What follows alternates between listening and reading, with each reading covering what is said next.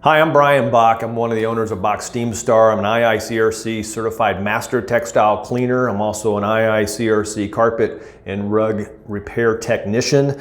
I want to answer a question today that we get a lot is, should I stretch my carpets first or should I clean it first? And the short answer is we should stretch the carpets first, and here's why. Is because once that carpet gets peaked up and has waves going through it, if we take a carpet tool on it and we clean it, it's putting a lot of pressure on that backing structure, okay, and it's kind of hard to clean. There's also ridges as it gets ridged up. That's a nice ramp for you to get soil off of. So we need to clean that after it's been tightened back up through power stretching.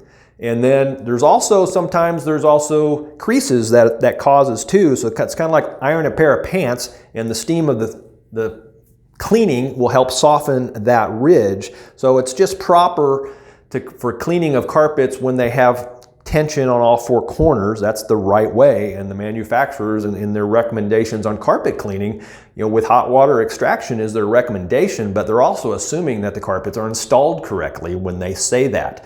Okay, so always stretch it first, then clean it. And I hope that answers that for you.